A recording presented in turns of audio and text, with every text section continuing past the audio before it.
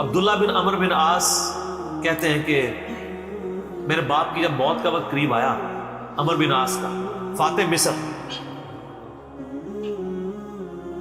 تو انہوں نے دیوار کی طرف منہ کر کے زاروں قطار رونا شروع کر دیا۔ موت کا وقت قریب ہے، زاروں قطار رونا۔ تو میں نے کہا ابا جان، آپ تو نبی اسلام کے اتنے مقرب تھے، آپ نے تو رومن امپائر کو گرایا، تو ان جنگوں میں یرموک میں آپ شامل تھے، آپ اللہ کے نبی کے صحابی ہیں، آپ کیوں رو رہے ہیں موت کے وقت؟ اور یہ بیٹا خود بھی صحابی، عبداللہ بن عمر بن عاص، اور جلیل القدر صحابی۔ تو پہلا جواب ہی انہوں نے اتنا زبردست دیا، انہوں نے کہا ہم اصحاب رسول کے نزدیک لا الہ الا اللہ محمد رسول اللہ کی گواہی سے بڑھ کے کوئی فضیلت نہیں ہوتی تھی۔ انہوں نے اپنی صحابیت کی فضیلت، جنگوں کی فضیلت دوسرے نمبر پہ کر دی۔ انہوں نے کہا اصل فضیلت کلمے کی فضیلت۔ ہائے ہائے، کیوں؟ اس کی برکت سے ہی تو باقی فضائل مل رہے ہیں۔ ایمان نہ ہو تو اعمال کہاں سے فائدہ دیں گے؟ تو پھر اس کے بعد انہوں نے اپنی زندگی کی سٹوری سنائی ہے سر، اشک بار آنکھوں سے سننے والی سٹوری، بڑی طویل حدیث ہے، مسلم شریف میں شروع میں آپ کو 321 نمبر کانٹینیوس نمبرنگ میں کتاب الایمان چیپٹر میں ملے گا۔ موت کا وقت قریب ہے، روح نکلنے والی ہے، اور وہ گفتگو کیا کر رہے ہیں؟ کہتے ہیں اے میرے بیٹے، میری زندگی میں 3 ادوار گزرے۔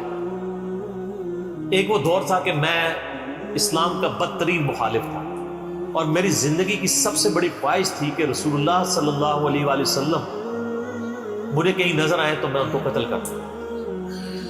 اگر میں اس وقت مر جاتا تو سیدھا دوزخ میں جاتا۔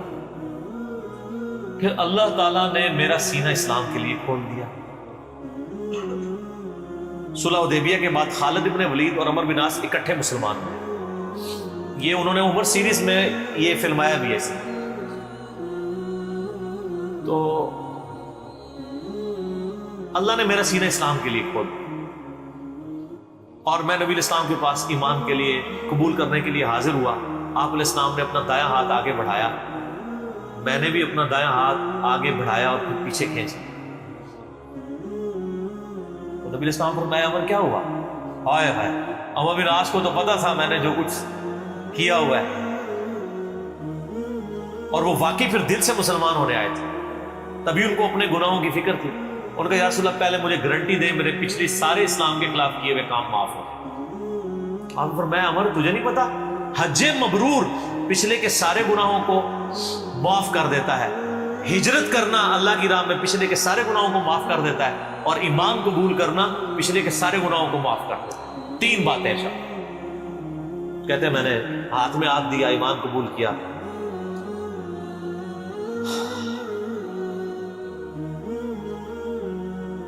کہتے ہیں نبی علیہ السلام میرے لیے اتنے عزیز ہو گئے ایمان قبول کرنے کے بعد کہ میں نے کبھی بھی نگاہ بھر کے آپ کے چہرے کی طرف پوری زندگی نگاہ اٹھا کے نہیں دیکھا۔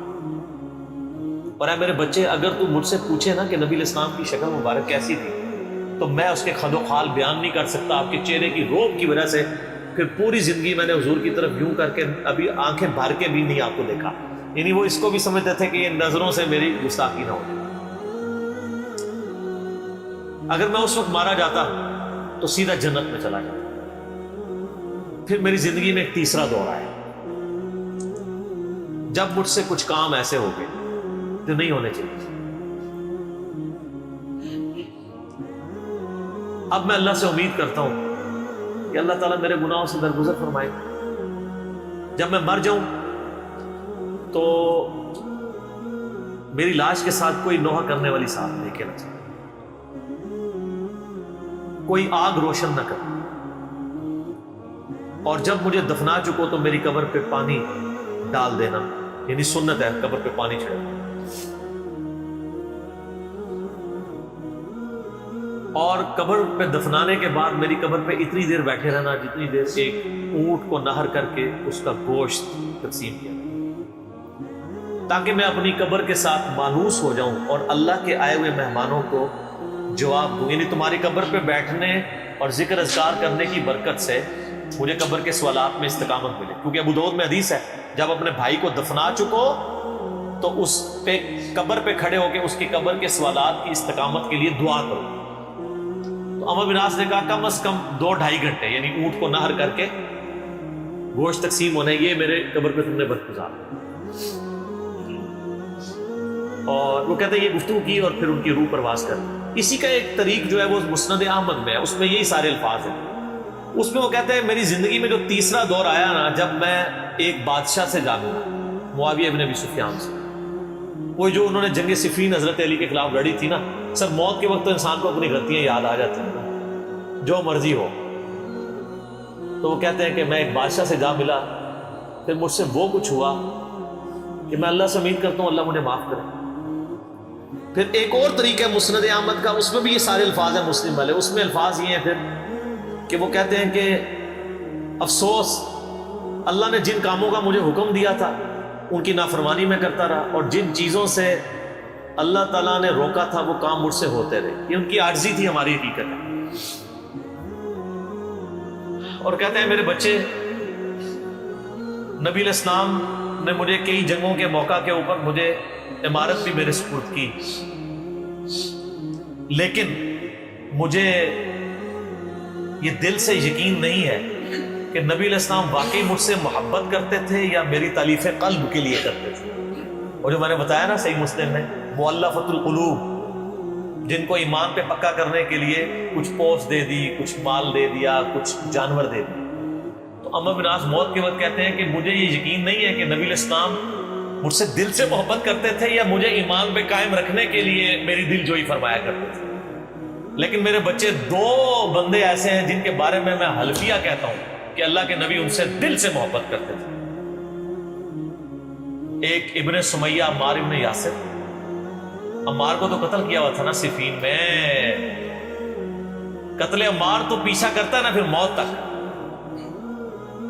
اور دوسرا ابن مسعود، ان سے نبی علیہ السلام دل سے محبت کیا، کیونکہ عمار ابن یاسر جنگ صفین میں قتل ہوئے تھے، حضرت علی کی طرف سے لڑتے تھے۔